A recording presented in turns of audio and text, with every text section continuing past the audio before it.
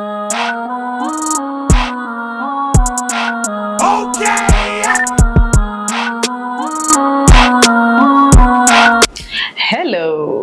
Hii ni Bongo Freaks. Kwa mara nyingine tena tumekutana tukiwa tuna kimungo kizuri kabisa kinaitwa siwaambii sasa hivi bwana. Okay, basi nijue kwanza mimi hapa. Mimi ni Hami Abud ambaye ninapatikana katika The Eagle Empire. Utanipata katika channel hii ya Bongo Freaks. Niko na mambo bamba ambayo yanaweza kusaidia na kuelewa ndani ya muda mfupi kitu ambacho ulikuwa unakitamani ukielewa kwa haraka. Basi mimi hapa niko kama mkombozi wako kuweza kukueleza nini ufanye na nini uelewe ili uweze kupata ufafanuzi zaidi. Basi usahau kwenda kwenye page zetu ambao ukianza na mimi hapa ninaitwa Hami Abud kwenye page zangu zote za Instagram, TikTok, YouTube. Popote pale unanipata kwa hivyo usisahau pia The Eagle Empire TV, usisahau pia The Bongo Freaks hapa ndani yetu utatupata bana. Okay, karibu sana. Basi leo tuko na kigongo kikali ambacho kinaitwa Another Woman, yani mwanamke mwingine. What are you doing? I'm trying to pray. Please stop. What do you mean you want to pay? Go ahead. Okay. Stop. What do you mean you want to take care of the bill? I invited you out. Don't do that too. Amaja. It's my responsibility to pay. Okay bana, kiungo chetu kinafungua tukiwa tunamuona mwanamama akiwa na mwanamama mwingine ambaye anahusika na mambo ya saikolojia ama ushauri wa ndoa. Mwanamama yule akiwa anamuelezea mwanamama mwenzake akimwambia kwamba ndoa yake ni ngumu, imemshinda na inamtasalisha katika kabisa yani akiwa anamaanisha kwamba ndoa yake alionayo inamshinda na anatamani kuiacha na ajui kwa nini imebadilika kiasi kile. Basi bana, tuanza kuifungua kabisa rasmi tukiwa tunaona ikiwepo part ambayo inahusika na anniversary ya miaka 25, yani kufurahia ndoa ndani ya miaka 25. Je, unaelewa kuhusu hiyo? Je, wewe uliye naye mnafurahia pia ama ameshafikisha ndani ya miaka 25? Basi bwana, mkifikisha mfanye kitu kama hicho. Basi bwana, tunaona pale akiwepo mwanamama Queen, akiwepo na watu wengine, akiwepo na mwana Frankie bi mkubwa pale akiwa na Pats. Basi bwana, Mr. Frankie akiwa na marafiki zake wawili, akiwepo Obama na mwingine sitomtaja, mtajua mbele bana. Okay, basi bana, tunaona pale wakiwa wamechill, wametulia, wakiwa wanaeleza kwamba ndoa yao ilikuwa nzuri sana na wanafurahia na wana amani katika ndoa yao, na anamsifu na mke wake kwamba amempiga tafu katika kujenga familia, yani hata kampuni yote mama imeanzishwa na mama pamoja na yeye. Basi bana, wakiwa pale wamaliza, wamechill pale chini, wakawa bana wanahitaji vinywaji. Walipokuwa wanahitaji vinywaji, Obama akawa ameagiza kinywaji, akamwagiza mhudumu alipoenda bana akata kinywaji ambacho yeye alikuwa akitaki. Akaanza kulalamika pale. Yule bwana mzee Frank akamwambia bwana, tulia, ngoja kwanza, hapa kuna jambo aliko sawa ila nitaliangazia. Basi bwana Frank akatoka pale akaenda kuongea na mke wake sebuleni. Alipoenda bwana kwenye sebuleni kuongea na mke wake, akawa anamuuliza kwa nini hii pombe imekuja hapa wakati mimi nilikuwa nimepositive pombe nyingine. Mwanamama akamwambia okay, sawa, sikatai, na hilo kosa sio la mhudumu, ni kosa langu kwa sababu mimi ndio nilifanya maamuzi ile pombe iwepo kwa sababu niliona ile itakuwa sahihi zaidi kuwepo kuliko ile ambayo ulikuwa umeitaka wewe. Basi bwana, mwanamama akamuelezea mshikaji, akawa amemind, lakini muda na mind kwa amekuja wale marafiki zake wawili, yani Obama na yule rafiki mwingine ambaye bado sijamtaja. Okay bana, wale marafiki walipokuja, mwanamama kini kawa anamuuliza Obama kwamba wewe vipi kuhusu mahusiano yako? Obama akamwambia mimi nina mpenzi lakini bado sijamuoa, lakini mambo yangu bado hayakaa sawa, lakini mambo yakikaa sawa bana yule mchumba atamweka ndani. Okay bana, mwanamama kuni akasema hamna shida, lakini pia wakajivuta kando Obama na wale Frank na yule rafiki yao mwingine, wakawa wanajadili kwamba kuna part nyingine bana ya uzinduzi ya michoro, yani kuna ofisi ya mchoro inazinduliwa ya mwanadada anaitwa Amanda, yani msichana mrembo anaitwa Amanda. Okay bana, wakawa wamepanga pale, mshikaji shirika imeisha, mshikaji bana akawa ameenda kuongea na mke wake muda wa kula, kumwambia bwana mke wangu natoka kidogo na marafiki zangu, lakini sio chelewa nini urudi. Mwanamama bana akawa jalizia, lakini ikabidi tu akubali, maana angekataa mambo ya ndoa tena singefana bana.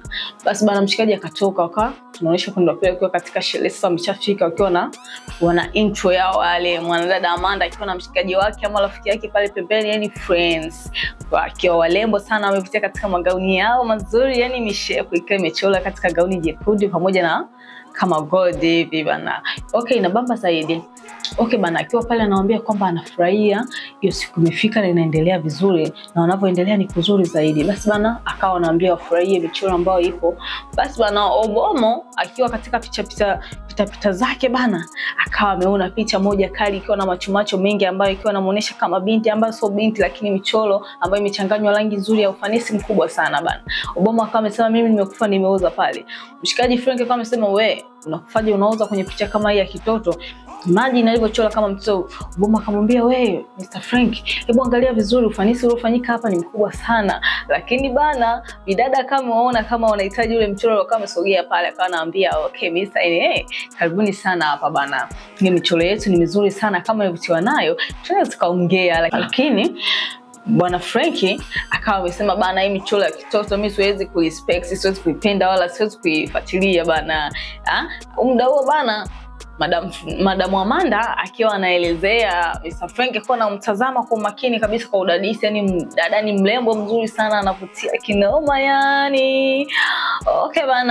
Okay bana muda ule anapomwangalia vizuri bidada Amanda basi akajikuta amesema kwamba ule mchoro ameupenda sana kwa sababu ya bibi Amanda. Basi bana kame amekubali bana uchukue mchoro. Okay bana kama mwambiaje bibi Amanda kama mshapenda mnaweza kufanya malipo twendeni ofisini. Basi bana pale wakawa wameondoka Mr. Obomo na Frank wakawa wameelekea kwenye ofisi. Walipokuwa wamefika katika ofisi ya Amanda basi bana muda wa kusaini pale kama bana Mr. Frank amejitambulisha kama Mr. Femi Adenkore, yani amebadilisha jina so Mr. Frank tena amejibadilisha pale ili asijulikane. Okay bana wakawa Amanda wanauliza je wanaweza kufanya malipo katika namna gani? Je keshi au tumia mitandao kulipa ili kufanya malipo? Basi bana wakawa na Frank na Obomo wakawa wanaambizana kwamba walipe, yani Frank anamwambia Obomo alipe lakini Obomo anamwambia mimi nawezaje kulipa kitu ambacho mimi sijataka. Akati tunakumbuka Obomo ndo alipenda mara ya kwanza ile picha lakini bana hebu tumuache bana Mr. Obomo ana masiala sana. Mwishoni lakini bana Obomo alilipia na baada ya kulipia akawa ametoka, maana baada ya kuona signal kati ya Mr. Frankie pamoja na Amanda ni kama wanahitaji story ama muda wa pekee wa kuweza kupiga story kiundani zaidi. Basi akawa ametoka ameshuka chini. Alipotoka Mr. Frankie akawa amesogea pale kurudishia mlango vizuri na alipomaliza kurudishia mlango vizuri akaketi na Madam Amanda akawa ametoka katika siti yake na kusogea pale kwenye siti ambayo ilikuwa karibu na Mr. Frankie ama Mr. Femi. Okay bana wakaanza kupiga story. Mshikaji akaanza kutupa mistari na akitupa mistari akawa amedokeza kwamba yeye ana familia na alipokuwa na familia na watoto ambao wanasoma London. Fikiria mshikaji na watoto wake wanasoma London, yani nje ya nchi, yani manake ana pesa. Okay bana akiwa pale simu ya bidada ikawa imeita, akawa anapiga mshikaji mmoja anaitwa Kingsley. Alipokuwa imepiga bana bidada akaiangalia afu sura yake ikawa imebadilika fulani hivi afu akaiweka silence, yani hata kuongea nao. Lakini muda pale tunaongea ikaita kwa mara nyingine lakini bidada akaweka silence, yani akaachana nao.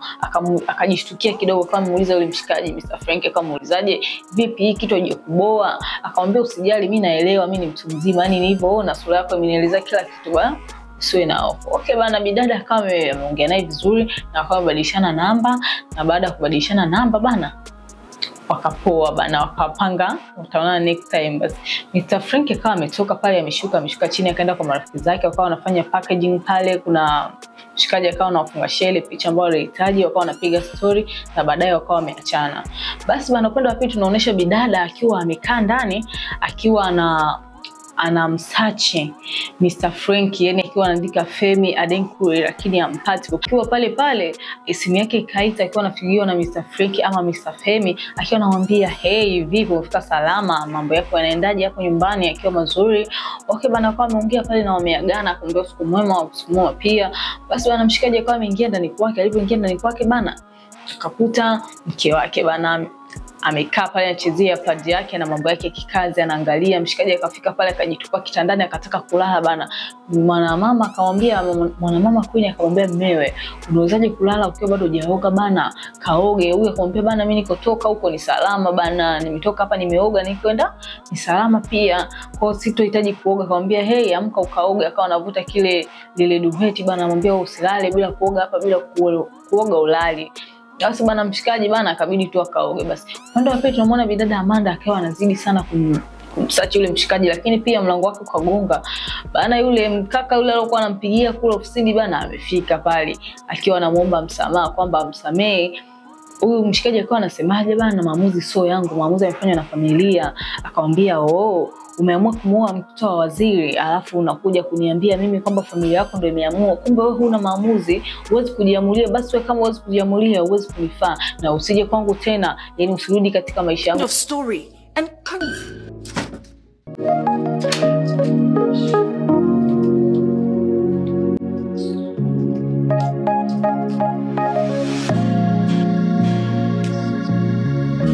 Okay bana, asubuhi ya leo tunamuona bidada Amanda akiwa ofisini kwake akiwa anaingia Google kumsearch Mr. Femi, lakini hampati kwa namna yoyote. Ikabidi ampigie haki wake amwambie hebu niakie jina la Femi.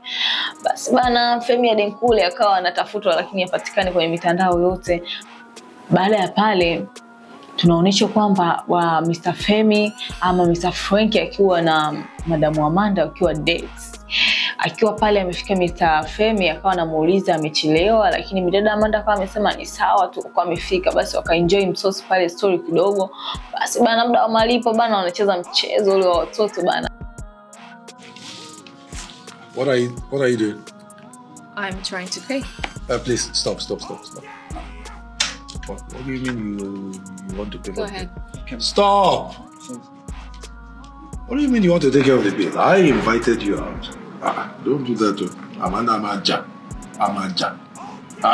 It's my responsibility to pay for the bill. Kalipe, yani kila mtu anataka atumie kadi yake kuweza kufanya malipo ya chakula ama meeting yao. Lakini bana bidada akamwambiaje, kama ukiforce sana ulipe, date inayokuja hatutakutana. Lakini kama kuruhusu mimi nikalipa basi date nyingine tutakutana. Okay bana, Mr. Frank baada ya kusikia hiyo Mr. Femi ikabidi apoe bana, bidada akawa amelipia na mambo yakawa yameenda safi kabisa bana Basi bana tunamuona Mr. Frank akiwa kwenye gari akiwa anampeleka bidada akiwa na drop kwake akiwa mwenye furaha na amani na utulivu Lakini baada ya pale anaonekana Mr. Frank akiwa ameingia kwake bana, akamkuta Madam Queen ama mwanamama Queen mlembo wetu bana akiwa ameketi kwenye coach pale akiwa anapata maji pamoja akiwa ameshika lake laptop pale anachezea kidogo, anakuwa anafanya mambo yake. Mr. Frank afika pale akamwambia hey Queen, hey my wife Queen, akamsalimia akamaliza akamwambia okay mimi naenda kulala, usiku mwema Mama Queen akawa ameshangaa. Yani sio kawaida ya mshikaji kufika tu na kuanza kwenda kulala, akaangalia muda kwanza kidogo, lakini bana mshikaji ndio kashaenda kulala. Asubuhi yake bana mshikaji anaonekana bana ameamka katika mazoezi makali. Mama Madam Queen akiwa anashangaa kabisa, anasema hey, mambo gani haya? Baada mida fulani tena ya mchana Mr. Frank naye tena bado na mazoezi. Kesho tunamuona mshikaji akiwa ametoka mazoezi akafika pale bana akachukua maji ya Mama Queen akawa mwambia hi Queen, hapo akapita zake kushoto. Mwanamama akawa ameshangaa sana maana sio kawaida huyo mshikaji. Lakini baada ya pale tunamuona mshikaji akiwa anajiandaa na Mama Queen akiwa pale anajipaka mambo ya uso, yani mambo ya uso kuweka sawa. Akawa amuuliza nasikia harufu ya perfume bana, umenunua perfume mpya? Akamwambia ndio nimenunua. Nakuwa umenunua perfume mpya na nguo mpya, yani umebadilika sana na sio kawaida yako hii, imekaaje hii Hey Mr. Frank. Basi mwanamama akawa anashangaa mshikaji kununua mavazi mapya, perfume sio kawaida yake, yani hapo kuna jambo tu hapo. Mwanamama akawa anahisi kabisa hapa kuna mtu mwingine huko, yani kuna mwanamke mwingine anatengenezewa maisha bana. Basi bana akawa anamuuliza pale, siku zako za siku hivi karibuni zimekuwa zina furaha sana, vipi? Mshikaji akamwambia kwamba life is good, yani maisha ni mazuri, afu kisha kaondoka bana. Unaionaje hiyo? Baada ya pale bana wakaenda kupata msosi, akawa anamwambia hey, mshikaji ameconcentrate na simu muda wote mpaka mwanamama akashtuka akamwambia hey Frank, mbona muda wote umeconcentrate na simu? Akamwambia simu yangu, kwani simu yangu ina shida? Okay bana, tutamia upande wa pili tunamuona bidada akiwa na rafiki yake, yani bidada Amanda akiwa na rafiki yake akiwa anapiga story, na akiwa bidada Amanda akiwa anamuelezea rafiki yake kwamba yule mshikaji Mr. Femi amejaribu kumgunga kwenye mitandao yote lakini hajampata, na anawaza kwa nini hajampata, kwa nini maisha yake ameweka private sana. Bidada yule mwingine akawa anamwambiaje, basi wewe utakuwa si mtu mzuri, asije akawa zekila, yani akawa muuaji, asije kusababishia matatizo. Bwana dada akamwambia hapana, lakini na imani ni mtu mzuri na siwezi kumwachia kwa sababu huenda anaweka maisha yake private kwa sababu ambazo za msingi, kwa siwezi kumhukumu kwa maisha yake private.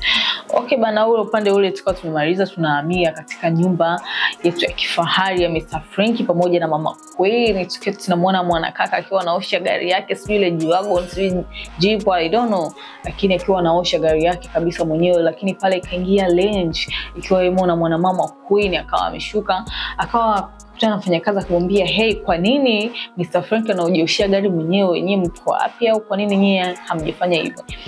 Mwanakaka akawa amesemaje, yule mfanyakazi akawa amesema, sisi sio kosa letu, ametaka mwenyewe. Basi bana, akawa mwana Mama Queen akawa amemuuliza mume wake, hey Frank, akamwambia, yes wife Queen, una shida gani, mbona unaosha gari mwenyewe? Akasema, kwani kuna shida kuosha gari langu mwenyewe?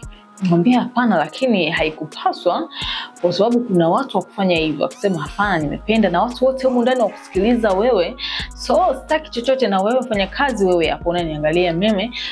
Sitaki tena mtu yote nikiona ameshika gari langu kwa namna yote ile ama kufanya kitu chochote, sihitaji kabisa. So mwanamama akamwambia yule mfanyakazi kwamba, hey, hebu uliposti mfanyakazi ambaye anaweza kuosha gari online, lakini mwanakaka amesema, hey, hii ni gari yangu mwenyewe, sihitaji msaada kwa namna yoyote ile, yani sihitaji mtu yote aje nioshe gari, nitafanya mwenyewe kila kitu, nitafanya mwenyewe. Basi bana, usiku wa leo huu tunamuona bibi Amanda akiwa na Mr. Frank ama Mr. Femi akiwa kitandani, wamepoa, yani wamechill, wameweza mambo yao, akiwa anapiga story. Muda huo Madam Amanda akiwa anamuuliza Mr. Frank kwamba, je, unasikia furaha ukiwa mahali hapa na mimi? Mr. Frank amwambia, ndio nasikia furaha. Akamwambia, basi sawa, kama unahisi furaha mimi pia ninahisi furaha, ni kwa nasiana moyo kwa pamoja zaidi.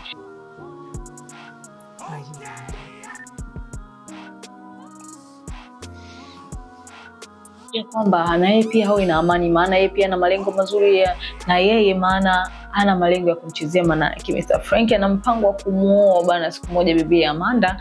Basi bana, tukitoka upande wa kule, kesho yake asubuhi tunamuona bibi Queen, yani Mama Queen akiwa kwa mshauri wa ndoa, yani yule mwanamama ambaye alitufungulia kule ukurasa wetu mwanzo, yuko naye pamoja wakiwa wanapiga story. Mama Queen akiwa anamwambia kwamba ndoa yake sasa hivi imekuwa tata sana, yani mume wake amebadilika sana, anafanya mambo ambayo alikuwa yafanya, amekuwa smart zaidi, anafanya mazoezi, anafanya diet, anafanya mambo matumizi mazuri, yani anajitengeneza kuwa bora zaidi, ananunua vitu ambavyo sio kawaida yake, anahisi kabisa kwamba mume wake atakuwa na mwanamke mwingine mpya. Basi bana, muda huo mwanamama yule mshauri wa ndoa akawa amwambiaje bibi Queen, akawa mwambia, like I said, I have never met your husband to know the specifics of his case.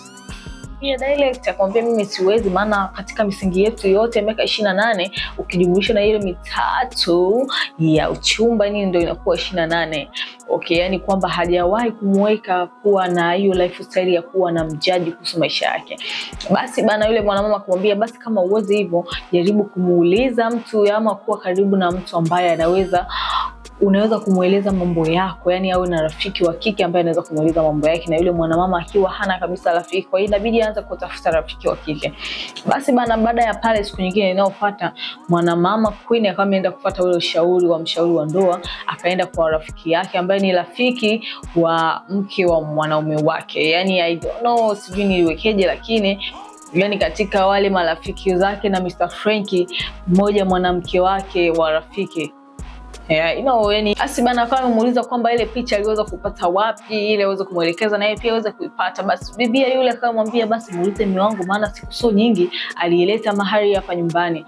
Basi bana akawa amemuuliza yule mwanakaka, akawa amekuja pale, akawa mwambia, unakumbuka ile siku ya anniversary yako ya miaka 25 na mume wako? Hiyo siku baada ya pale tulipotoka ndo tulienda kwa rafiki yangu fulani hivi anaitwa Amanda pretty. Basi yule mke yule jamaa akawa anaangalia macho fulani hivi ya kumwangalia mume wake kwa ubaya, lakini hamna noma bana.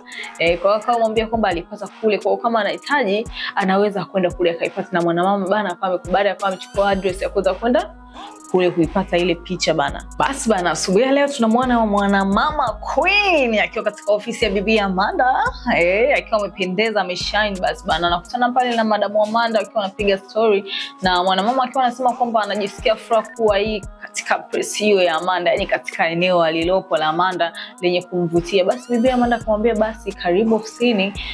Okay, basi akawa amejitambulisha vizuri pale, na baada ya pale wakawa wanapiga story za namna gani ambavyo anaweza kuifanya kazi yake ile bibi Amanda. Interested in picking up this conversation ama kujituma, na akawa amesema kwamba anamkumbusha enzi zake za ujana ama za ubinti kipindi anapambana katika kutafuta maisha. Je, wewe unafurahishwa pia na mwenzako aliyeko pembeni yako? Okay bana, tuendelee. Baada ya pale tunamwona Mr. Frank akiwa na yule mshenzi wetu yule mdogo wake bana, akiwa anamshauri kwamba achane na mke wake Mama Queen ama bibi Queen aweze kudeti na Amanda, aweze kumuoa. Lakini mshikaji anasema kwamba enzi bado hawajafika katika umri huo ama kabla, yani enzi za ujana wao wanakutana, waliahidiana kwamba hawatakuja kuachana kamwe. Maana yake mshikaji hayuko tayari kumwacha mke wake, yuko tayari tu kumtumia Amanda. Unaonaje wanaume jinsi walivyo? So tuwe makini sana. Okay bana, baada ya pale tunaona wakiwa wameenda date Mrs. Queen pamoja na Mrs. Amanda, wakiwa date ya maongezi, yani date ya kike, wakiwa wanapiga maongezi, wanaongea kuhusu life with people within my circle. Oh, Auntie, I'm so sorry. Let me kwamba je, una mahusiano na Amanda? Kama amesema kwamba ana mahusiano na mahusiano ambayo ni mazuri na bora, so Mungu akimjalia naye pia ataolewa. Na Amanda kama muuliza kuhusu yeye bibi Queen na ndoa yake. Mama Queen akamwambia kwamba mimi kwa kuamini wewe ama moyo wangu umeamua tu kuamini, ngoja nikwambie mimi ndoa yangu sasa hivi kwa hayati na sielewi, na mambo ya ndoa yananichanganya sana. Basi bana, bibi Amanda akawa anamshauri bibi Queen kwa nini asitafute mtu ambaye anaweza kumfuatilia mume wake na akampa taarifa zote kamili. Basi bibi Queen akawa amesemaje kwamba yeye anastahili kufanya hivyo na atakiwa, kwa sababu mwanamke katika hisia zake 70% zinakuwa ni kweli, yani zinakuwa zinaweka kile kitu anachokihisi kiko sahihi, so hahitaji kabisa mtu ambaye anaweza kumpeleleza. Basi bana, upande wa pili tunaona marafiki bibi Amanda na rafiki yake kama ameletea mtu kuweza kumpeleleza Mr. Frank ama Mr. Femi, lakini bibi Amanda akawa amesema kwamba yeye hahitaji tena. Maana akawa amemuuliza kwamba je, wewe ukiwa na mpenzi wako mara ya kwanza ama mpya, afu akuwekea mtu mimi ananiona mwarifu, so jambo zuri. Basi akawa muelewa. Baada ya pale akamwita yule mshikaji na akamwambia kwamba hiki haitowezekana ama mission hii imeisha bana. Basi bana, ikawa poa. Kesho yake tunamuona bibi Amanda akiwa na Mr. Femi ama Mr. Frank wakiwa wamemeet again, yani kwa wameonana kwa mara nyingine, na akawa anapiga story. Na tunakumbushwa kule nyuma kwamba bidada Amanda na Mama Queen bibi Queen alimpromise kwamba Mrs. Amanda atamsupport kwenye biashara yake, na atamgeia hela ya kuweza kukuza biashara yake zaidi. So yule bibi Amanda akawa anamwambia Mr. Femi kwamba amepata mwekezaji ambaye ataweza kuikuza vizuri zaidi kampuni yake. So Mr. Femi akawa amesemaje, so wewe unahitaji support yangu? Akamwambia hapana, sio kwamba sihitaji, ila muda ukifika support yako nitakwambia. So bana, ikawa imeisha vizuri. Na pale bana tunaona wakiwa kwenye ndinga kari yao bana, wakiwa Mr. Femi akiwa anamsindikiza bibi anamwambia kwamba kesho atasafiri kuelekea London kwa ajili ya kikao cha kibiashara. Kuna biashara ambazo ziko kule anaweza kuzisimamia ama kuzienda zili ziweze kuendelea vizuri zaidi. Sawa bana. Baada ya pale tunamuona Mr. Femi ama Mr. Frank akiwa amefika nyumbani, bidada Queen au mwanamama Queen akiwa ameketi katika bed ama kitanda, akawa anamsikilizia, na akiwa anamuona mume wake akiwa anapaki nguo, akawa anamuuliza, "Hey, kwa nini unapaki mwenyewe? Kwa nini usiniambie nikakusaidia?" Niambia hapana, acha hiyo, mimi mwenyewe naweza kufanya. Na pia akawa amuuliza, "Kwani kikao ni muhimu sana uende? Yaani uende wewe hamwezi kufanya meeting online?" Lakini mwanakaka akasema kwamba kama ingekuwa inawezekana kufanya meeting online ningefanya, lakini mpaka sasa hivi najiandaa, maana yake haiwezekani. Okay bana, mshikaji akawa amejiandaa vizuri kabisa kwa ajili ya safari bana, Okay bana, asubuhi leo tunamuona mwanamama akiwa katika ofisi ya mshauri wa ndoa ama yule mshauri wao siku zote, akiwa anamueleza kuhusu safari ya mume wake ambaye amesafiri kwenda London, na kawa anamwambia kwamba mume wake amesafiri lakini haelewi. Basi mshauri wa ndoa anamuulizaje, je, unahisi hiyo See, you care a lot about na mwanamke wake mwingine? Akamwambia hapana, mimi siishi hivyo, lakini kama kuna huyo mwanamke mwingine mimi naona anamchezea tu, kwa so mimi sijali sana kuhusu hilo jambo. Lakini yule mshauri wa ndoa akamwambia, wewe unasema ujali lakini unajali zaidi na zaidi ya sana, yani unaonekana na unatenda. So mwanamama pale alikuwa amejibaraguza huku na kule, lakini akawa amechenua ukweli kwamba yeye bado anampenda na kumkia mume wake, yani bado anamwangazia maisha yake. Basi bana, siku nyingine hii tunaona simu ya Amanda ikiwa inaita. Basi baada ya kuipokea akawa anasema kwamba hello babe. So yule aliyokuwa kwenye simu akawa anasema babe. So ni mama Queen akawa amepokea ile simu akamwambia oh sorry auntie. So akawa amefanya mistake, akamwambia okay, umefika wapi? Amefika sehemu. Akawa amwambia kwamba amefika sehemu fulani na bado kama dakika 30 au 28 kufika mpaka hapo. Akasema sawa, karibu, lakini next time akija unakuja na huyo mpenzi wako ili niweze kumuona. Basi bana, upande wa pili tunaonyeshwa kwamba bibi Amanda akawa ameshafika, amekaribishwa vizuri na akawa amefurahishwa na ule uwepo wa kufika pale, na akawa anaangalia picha ambazo amezitengeneza yeye ambazo zimetoka katika ofisi yake, na kuwa anasema kwamba ni nzuri sana, zimependeza katika ile nyumba. Na mwanamama akawa kule anamwambia picha zako ni nzuri, zinavutia na zimependeza sana katika nyumba yangu. I'll show you around. Tambulisho kwamba katika picha kwa anasema yule ni mume wangu na ninampenda sana, na sasa hayupo, amesafiri kwenda London. Bibi Amanda kuja kumwangalia ndio yule mchikaji Mr. Femi. Hiyo kitu imebamba sana bana. Kashtuka, kapigwa na butwa pale. Basi movie yote kwa imeishia pale, tusijui itakuwaje huko, yani sio kama ilikuwaje, lakini bana kigongo chetu ndio kimeishia hapa. Kigongo safi chenye kuvutia na chenye mambo kem. Basi bana, tukutane kipindi kijacho ambapo tutakuletea bonge la movie kali yenye kuvutia na yenye kuhamasisha kuendelea katika channel yetu ya Bongo Flix The Eagle Empire. Tuko hapa ndani ya Hamia Abud, ilikuwa mimi hapa, yani mimi na mambo mazuri. Karibu sana na tuendelee kwa pamoja. Inshallah tuko watu wote ambao mnafuatilia channel yetu na tunawapenda na kuwathamini, na zaidi tutaletea vitu zaidi. Karibuni sana. Okay.